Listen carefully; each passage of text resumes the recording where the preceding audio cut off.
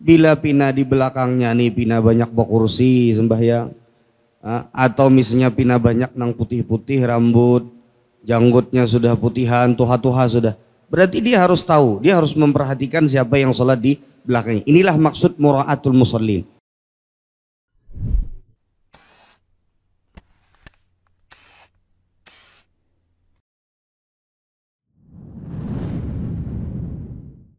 Bismillahirrahmanirrahim. Assalamualaikum warahmatullahi wabarakatuh. Alhamdulillahirabbil alamin.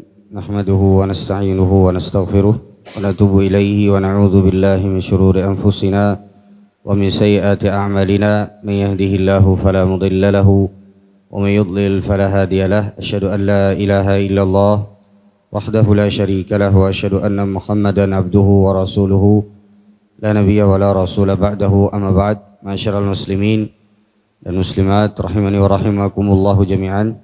Alhamdulillah, kita bersyukur kepada Allah Subhanahu wa taala atas semua nikmat yang Allah berikan kepada kita semua. Selalu kita memohon kepada Allah Subhanahu wa taala semoga Allah merahmati kita semua dan menjadikan kita orang-orang yang senantiasa selalu bisa istiqamah di atas ketaatan kepada Allah sampai nanti Allah Subhanahu wa taala mewafatkan kita semua. Amin ya rabbal alamin. Masyarul muslimin dan muslimat rahimani wa rahimakumullah jami'an.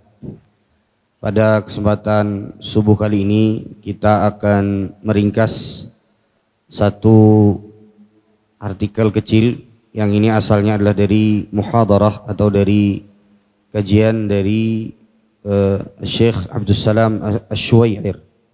Syekh Abdul Salam Asy-Syuwair yang judulnya adalah Fiqhu Mura'atil Musallin. Jadi beliau punya semacam seperti artikel dan ini adalah salah satu yang mungkin termasuk dari pembahasan terkait dengan fiqhul masajid, fikih terkait dengan masjid.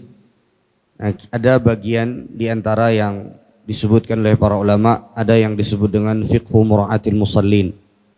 Bagaimana seseorang itu memperhatikan orang-orang yang salat. Jadi bagaimana kita memperhatikan orang-orang yang salat atau orang-orang yang berada di sekitar salat.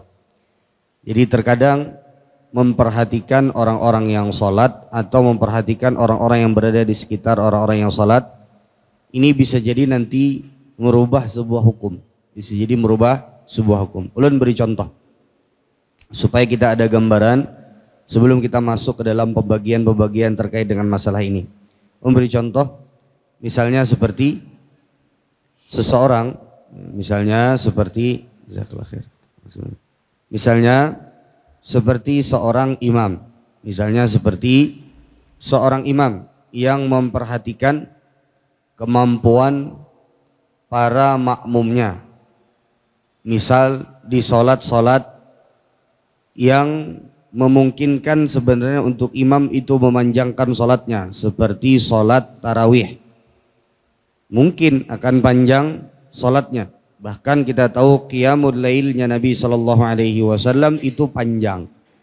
Tapi apakah serta-merta seorang imam langsung memanjangkan solatnya tanpa harus memperhatikan siapa yang di belakangnya? Jawabannya apa, Pak? Dia harus memperhatikan siapa yang solat di belakangnya. Bila pina di belakangnya nih pina banyak bawa kursi sembahyang, atau misalnya pina banyak nang putih-putih rambut, janggutnya sudah putihan, tuha-tuha sudah. Berarti dia harus tahu, dia harus memperhatikan siapa yang sholat di belakangnya. Inilah maksud mura'atul musallin. Ini maksud bagaimana seseorang itu memperhatikan orang-orang yang sholat. Meskipun hukum asalnya sholat qiyamul lail itu panjang, tapi karena yang di belakangnya itu yang sholat adalah orang-orang yang kira-kira sulit akan sholat panjang, maka berarti hukumnya menjadi berubah, lebih afdal untuk dia untuk memperhatikan orang-orang yang di mana? Di belakangnya. Bisa dimengerti di sini, Pak? Nah, ini pembagiannya ulun akan tuliskan. Jadi di sini pembahasannya fiqhu mura'atil musallin. Jadi bagaimana kita ini memperhatikan orang-orang yang sholat. Jadi fikih memperhatikan orang-orang yang sholat atau orang-orang yang berada di sekitar sholat. Baik, Bisa dimengerti Pak? Jadi gambaran masalah yang akan kita bahas itu bisa ditangkap gak? Karena kalau ini kita belum paham, nanti ke depannya susah, nanti sampai akhir pengajian nanti susah. Intinya bagaimana Islam itu mengajarkan kepada kita, nanti akan kita sebutkan hadis-hadisnya, contoh-contohnya, penerapan-penerapannya. Harusnya orang-orang yang di dalam sholat ataupun orang-orang yang berkecimpung dalam yang kaitannya dengan masjid, itu harus memperhatikan orang-orang yang di sekitarnya. Baik, sekarang ada 3 poin yang akan kita bahas pada pertemuan kali ini. Ada 3 poin yang akan kita bahas pada pertemuan kali ini. Jadi poin pertama, siapa yang bertugas memperhatikan? Memperhatikan, kan tadi memperhatikan, muraat itu artinya memperhatikan. Bertugas memperhatikan. Yang kedua, ini masalah pertama. Yang kedua adalah siapa yang diperhatikan. Yang ketiga, apa yang diperhatikan.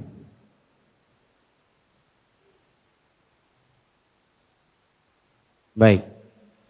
Yang pertama, siapa yang bertugas memperhatikan. Yang kedua, siapa yang diperhatikan. Yang ketiga, apa yang diperhatikan. Ya, dalam pembahasan ini. Baik, kita mulai masuk kepada poin yang pertama.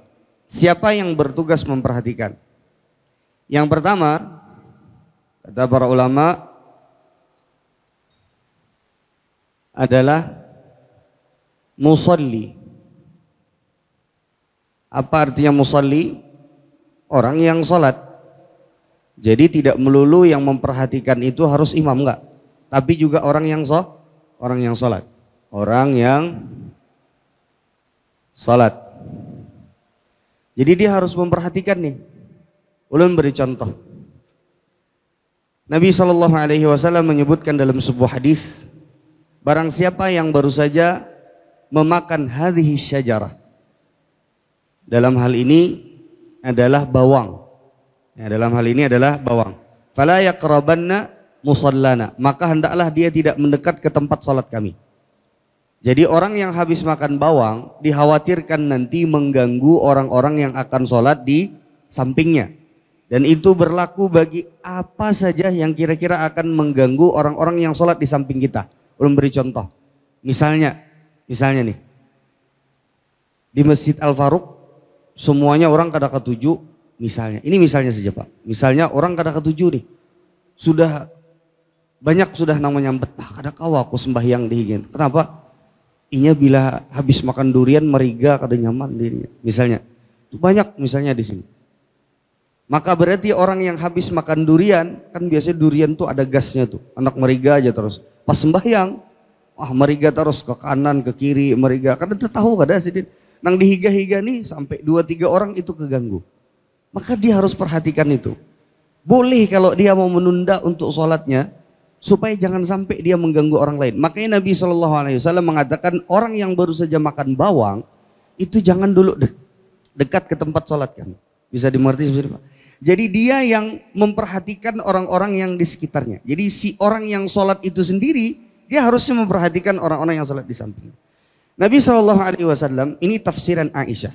Nabi SAW menyebutkan ghuslul jum'ati wajibun ala kulli muhtalimin. Mandi Jumat itu wajib bagi orang yang sudah ihtilam atau wajib bagi yang dewasa atau sudah balik.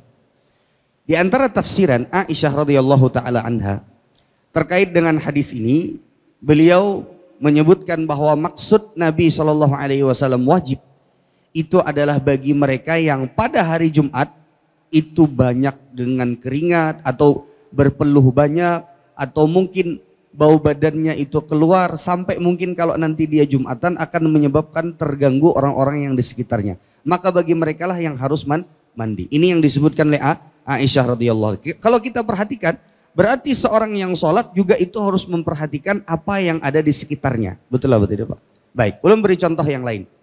Jadi seorang yang sholat itu harus bisa menimbang memperhatikan apa yang ada di sekitarnya. Beri contoh. Ini pernah kejadian dengan ulun. Tapi lain ulun pelakunya, tapi ini waktu itu ulun ada. Ulun pernah 1 tahun di Samarinda, Pak. Ulun ngajar di Samarinda itu, pengajiannya, kemudian juga ngajar ngajinya, itu di komplek Brimob. Namanya di sebelah Pasar Impres. Kalau kalian tahu Samarinda seberang ada namanya Pasar Impres. Itu di situ ulun dulu pengabdian, habis mondok ngajar di situ.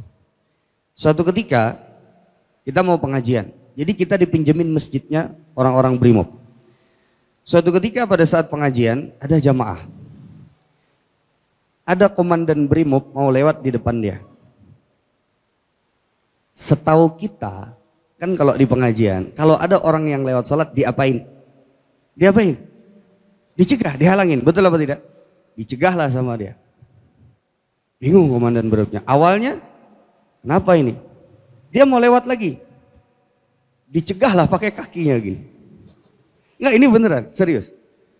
Marahlah dia. Akhirnya pengajian di situ, ya mungkin bisa dibilang dikurangi atau dihilangkan. Sekarang berarti dalam hal ini, berarti pelajaran ini Bapak Ibu sekalian yang dirahmati oleh Allah Subhanahu sangat penting untuk kita semua. Jadi kalau orang yang sholat itu dia harus perhatikan. Kalau saya berbuat ini kira-kira akibatnya apa? Itulah yang dimaksud dengan muraat, memperhatikan. Bisa dimengerti sama sini Pak? Nah maka siapa yang bertugas memperhatikan? Yang pertama adalah orang yang sholat. Dia harus memperhatikan kalau dia berbuat ini pada saat sholat, apa akibatnya buat orang-orang yang sholat di sekitarnya. Atau bahkan apa akibatnya untuk setelah nanti ke depannya apa. Bisa dimengerti sama sini Pak? Misalnya, mohon maaf, misalnya ada sebagian yang masih belum bisa meninggalkan rokok. Misalnya Pak, belum bisa meninggalkan rokok. Mana? Tapi bila sembahyang kadang-kadang masih masuk masjid, masuk musola masih nanya. Bukukus masih muntut. Pas mau mulai beudu tuh kan, ulun lihat di sebagian masjid, beudu tuh masih bukukus Pak. Beudu, masih keluaran kukusnya. Selajur berkumur-kumur keluaran juga kukusnya. Pada saat ada sebahagian orang, misalnya di tempat sholat, tidak kuat sama baunya.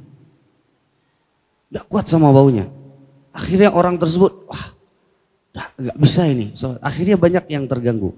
Maka dia harus paham. Dalam hal ini, itu nggak boleh untuk dilakukan. Bukan kita berbicara masalah rokok, tapi akibatnya aja. Bukan masalah rokoknya aja, tapi juga akibatnya ini bisa fatal, bisa berakibat kepada ketidakhusuannya orang bisa satu masjid. Saya dimengerti sama sini Pak? Baik, ini yang pertama. Siapa yang bertugas memperhatikan? Yang kedua, yang bertugas memperhatikan adalah muadzin. Siapa Pak? Muadzin. Muadzin ini harus memperhatikan. Dulu di zaman Nabi SAW diriwayatkan, kalau di dalam riwayat hadis, an imra'atin minal ansar, dari seorang wanita dari kalangan para sahabat dari kalangan ansar. Kata wanita tersebut, muadzinnya Nabi SAW itu selalu naik ke tempat yang paling tinggi dan di antara bangunan yang paling tinggi adalah rumahku. Kata wanita tersebut, untuk tinggi. Baik, di antara pelajaran yang bisa kita ambil dari hadis ini, yang pertama, seorang muadzin itu dia harus tahu bagaimana. Kalau di dalam hadis tadi, kalau dulu itu bagaimana dia harus mengatur pandangannya. Karena dia harus naik ke tempat yang paling tinggi. Bisa jadi paling tinggi itu terlihat aurat orang yang tidak seharusnya dia lihat. Bisa jadi terlihat rumah orang. Jadi dia harus memperhatikan dirinya sendiri. Inilah yang disebut tadi memperhatikan. Jadi pada saat azan pun juga dia harus memperhatikan. Begitu pula pada saat azan, misalnya nih ya, kalau orang, kan lagu azan ini macam-macam Pak, lagu azan ini macam-macam, ada yang mendayu-dayu ya kan, ada yang agak tegas sedikit ya kan. Kalau misalnya di kampung itu nah, orang kada ketuju dengan lagu yang mendayu-dayu, dan itu ulun pernah diprotes, ulun pernah dengar sebagian ustadz, ini kenapa kok azannya di wadah kita ini Akhirnya orang-orang di kampung itu agak sedikit ini kok azannya beda. Kalau sekarang kan mungkin sudah tersebar lah mungkin di internet atau mungkin di YouTube. Ya azan mungkin sekarang meskipun yang mendayu-dayu tapi udah terbiasa di masyarakat kita. Dulu awal-awal azan yang mendayu-dayu itu keluar Pak, banyak yang protes. Kenapa ini di masjid-masjid sunnah nih azannya mendayu-dayu semua. Nah maka kalau seandainya, karena tidak terbiasa, orang biasa azan klasik di sebagian tempat dulu. Dan ini di awal-awal lun datang, itu azan yang mendayu-dayu itu masih bisa terbilang asing. Masih bisa terbilang ini adalah azan yang mungkin baru didengar oleh masyarakat kita. Maka seorang muadzin harus memperhatikan hal itu. Jangan sampai pada saat dia azan justru malah bikin orang curiga sama masjidnya. Ini masjid apa? Kok azannya beda sendiri? Paham, bisa dimengerti sama sini Pak? Jadi seorang muadzin itu harus memperhatikan. Nah, yang ketiga, yang harus memperhatikan adalah imam. Nah, ini ulun tebalkan karena ini diantara pembahasan yang nanti akan sedikit lebih banyak memakan waktu. Contoh, dan ini akan berulang contohnya seperti yang kita sebutkan tadi. Mu'ad bin Jabal radhiyallahu taala anhu pada saat menjadi imam, sholat bersama Nabi SAW, kemudian setelah itu pulang ke kampung beliau, lalu kemudian sholat, dan sholatnya panjang. Maka ada sahabat yang lain pada saat itu mufarakah, keluar dari barisan sholatnya Mu'ad bin Jabal radhiyallahu ta'ala. Karena Mu'ad sholatnya kepanjangan, panjang benar Mu'ad bin Jabal radhiyallahu. Karena Sidin merasa bahwasanya ini nggak ada apa-apanya sama sholatnya Nabi Muhammad SAW. Cuman orang di kampung Sidin pada saat itu sudah berpikir kami sudah mahadengi lawas. Pian kan sudah sholat bersama Nabi SAW. Itu udah lama sholatnya. Lalu kemudian balik lagi ada perjalanan. Jadi seolah-olah orang-orang tuh nunggunya udah lama. Ditambah lagi sholat Mu'ad yang lama pada saat itu. Maka berpisahlah salah seorang di antara jamaahnya atau makmumnya Mu'ad bin Jabal radhiyallahu ta'ala. Misah. Kemudian setelah itu Mu'ad tahu ini kenapa berpisah sendiri. Kata Mu'ad kepada orang tersebut, engkau adalah seorang munafik. Engkau adalah seorang munafik. Marahlah orang tadi, nggak terima dia karena disebut oleh Mu'ad sebagai seorang munafik. Laporlah dia kepada Nabi SAW. Pas pada saat dia lapor ada Mu'ad bin Jabal radhiyallahu ta'ala. Kemudian kata orang, wahai Rasul, Mu'ad panjang banget sholatnya. Dan kemudian pada saat aku berpisah dari sholatnya, aku disebut oleh dia munafik. Maka kata Nabi SAW, afattanun anta ya Mu'ad. Apakah engkau ingin memfitnah orang wahai Mu'ad? Maka kata Nabi SAW, apabila engkau sholat, maka perhatikanlah orang-orang yang di belakangmu yang masih punya hajat, ataupun juga orang yang sudah tua, maka harus diperhatikan. Perhatikan di sini Pak, Nabi menyuruh untuk memperhatikan orang-orang yang sholat di belakang kita. Baik. Para ulama menyebutkan, Nabi menegur Mu'ad bin Jabal, afattanun anta ya Mu'ad, apakah engkau ingin membuat kerusakan wahai Mu'ad? Fitnah itu kan artinya kerusakan. Ini bukan karena panjangnya sholat Mu'ad. Teguran Nabi ini adalah untuk karena Mu'ad bin Jabal itu menyebut orang yang keluar tadi sebagai seorang munafik. Ini yang ditegur oleh Nabi SAW yang pertama.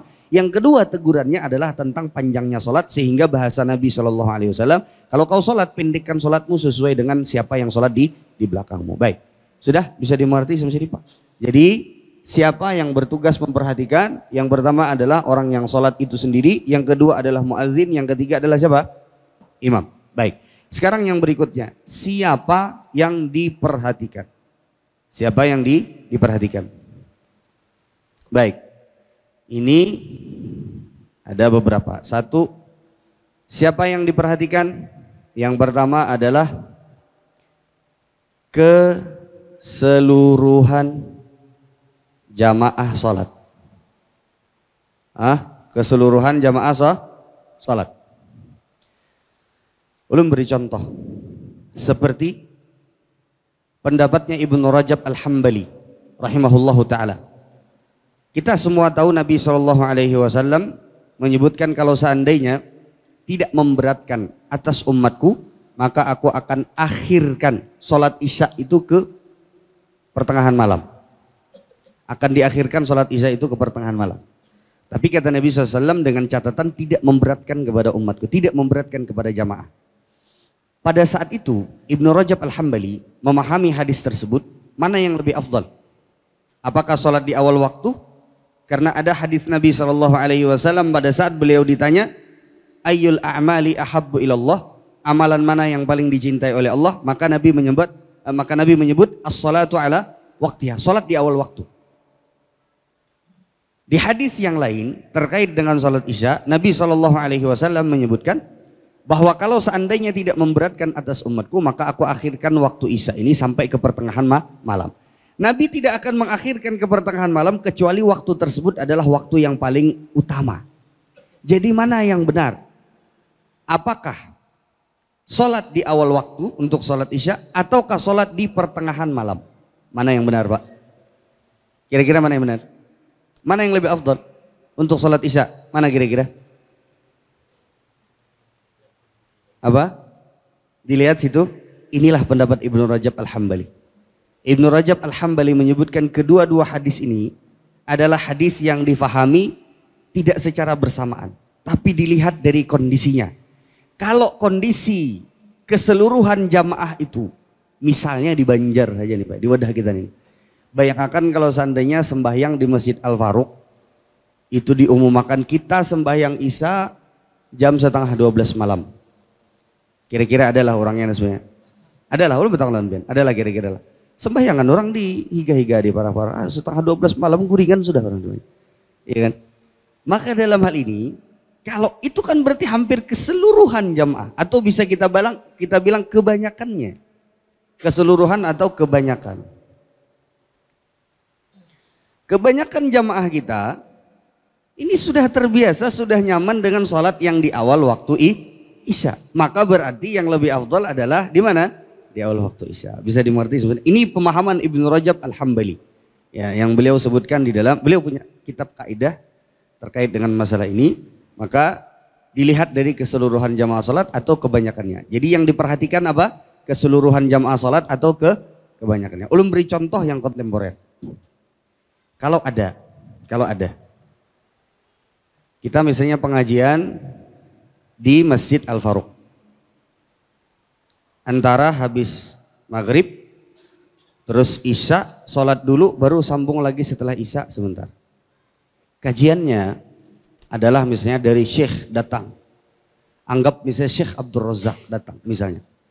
Diterjemahkan oleh Ustadz siapa? Misalnya Ustadz Firanda. Wah, yang ngisi kajian Syekh Abdul Razak, kemudian yang terjemahkan Ustadz Firanda. Kalau Ustadz Firanda aja datang itu kita udah senang banget. Apalagi yang datang adalah Syekh Abdul Razak Al-Badr, kemudian habis itu yang terjemahkan Ustadz Firanda.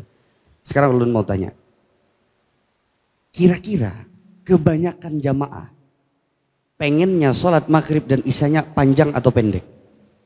Hah? Ulun tanya sama Bian, kira-kira. Karena ini kesempatan emas, ada waktunya cuma beberapa jam saja. Mungkin enggak imam membaca 4 halaman surat Al-Baqarah di maghrib, 4 halaman di Isya, meskipun suaranya sebagus apapun? Ulun tanya sama Bian, kira-kira jamaahnya kayak apa? Lain ulun yang menyambat lah. Paham Bian maksud ulun? Bisa merasakan?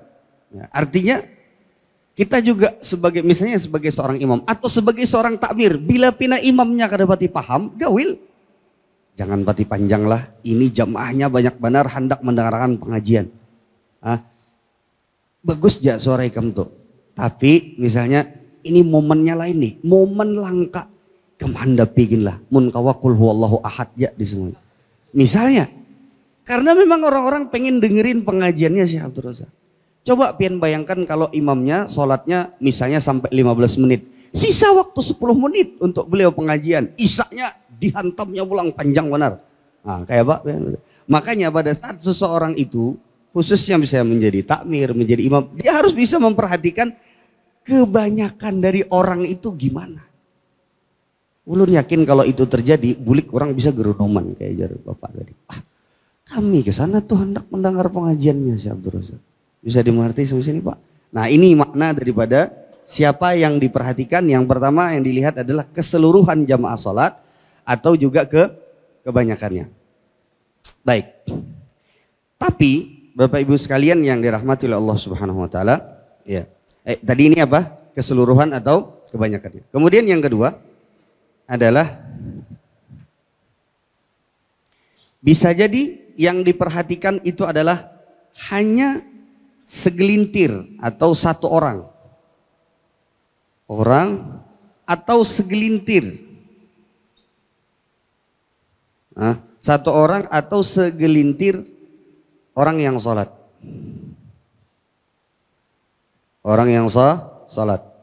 Contoh seperti Nabi SAW itu sholatnya terkadang-kadang beliau panjangkan, Pak. Sampai ketika beliau mendengar ada suara tangisan anak kecil dipendekkan oleh Nabi SAW. Jadi yang nangis itu misalnya satu orang anak kecil atau dua orang anak kecil. Dia sholat enggak? Anak kecil itu sholat apa enggak? Dia enggak sholat. Tapi siapa yang paling terganggu? Yang nomor satu yang paling terganggu siapa? Mamanya. Bisa dimengerti sebenarnya, Pak? Abahnya, mamanya, itu cuma segelintir orang dan itu tetap dipendekkan oleh Nabi SAW. Maka seorang imam itu dia harus bisa memperhatikan kalau seandainya sudah kekanakan pina menangisan, itu kode berarti, mungkin bisa jadi kepanjangan. Wah, ini kekanakan nih kada tahu dibahasan aja. Hantamnya terus, panjanginya pulang. Bisa dimengerti sampai sini, Pak?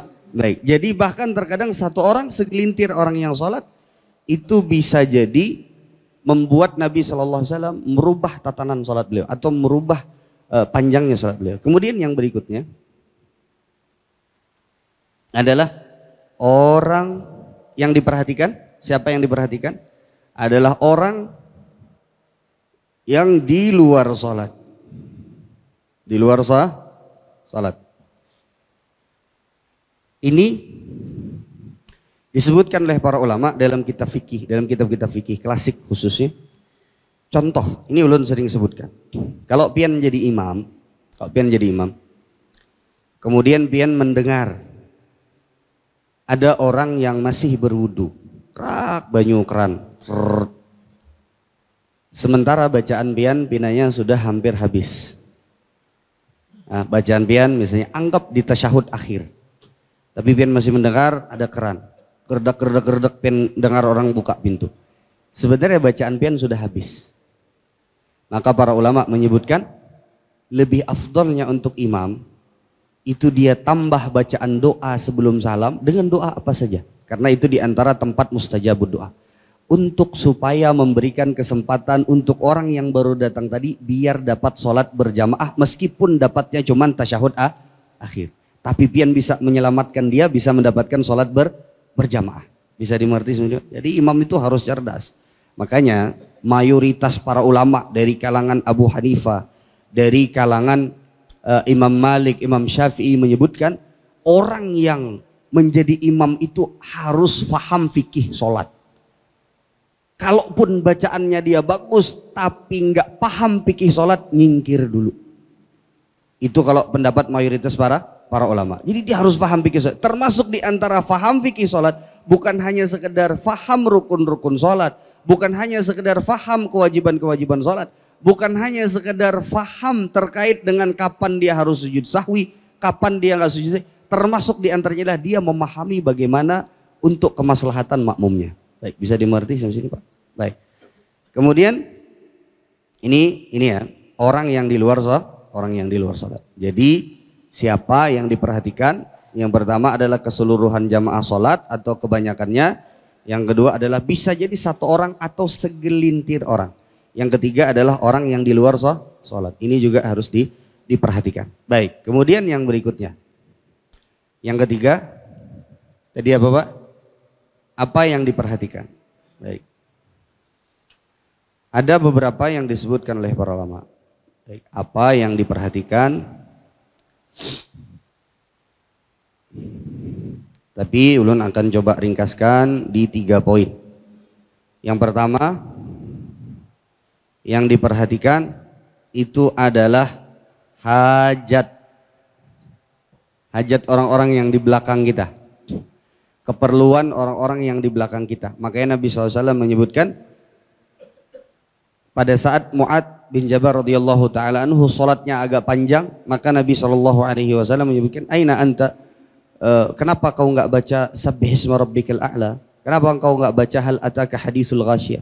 Karena sesungguhnya di belakang wahai Mu'ad ada orang-orang yang masih punya hajat lagi yang mau mereka selesaikan. Nah, jadi ternyata orang-orang yang punya hajat di belakang kita itu, nah itu harus diperhatikan. Makanya, tapi tentu saja tidak sampai harus mengorbankan rukun-rukun sholat. Tidak sampai harus mengorbankan rukun-rukun sholat.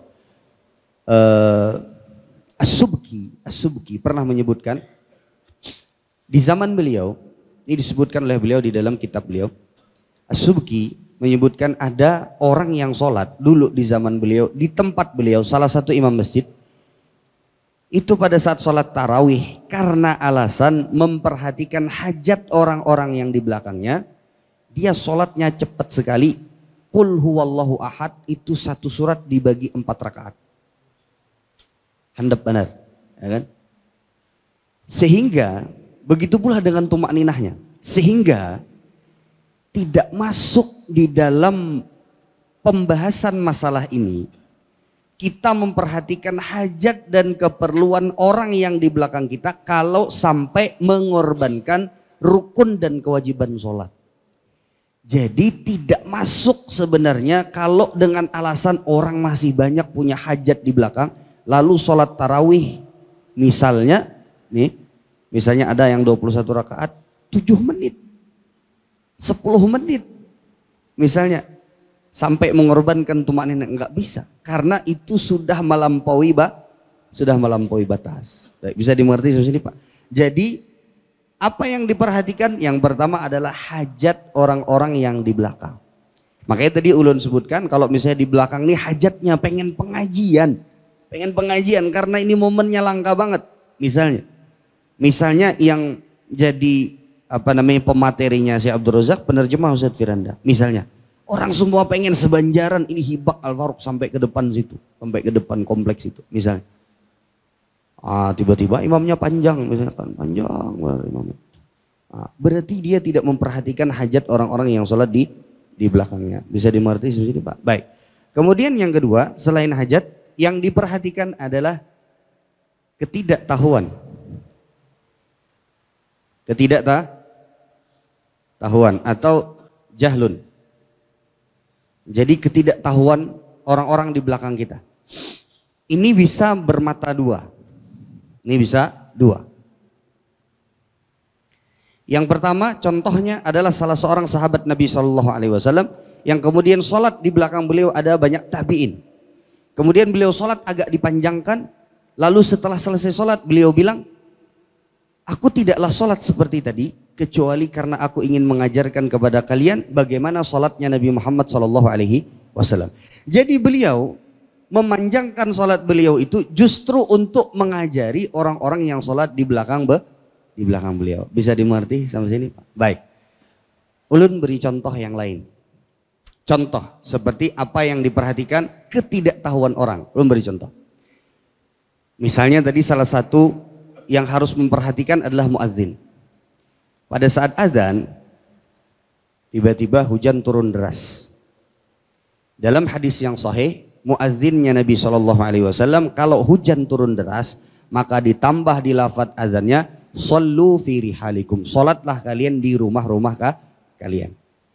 Kalau di sini diterapkan, kemudian orang-orang yang di sekitar masjid ini masih belum terlalu faham, belum tahu mereka terhadap syariat tersebut, maka jangan diterapkan karena bisa berbahaya. Ini kita harus melihat ketidaktahuan orang itu bisa jadi membuat kita meninggalkan sesuatu bahkan yang disunnahkan.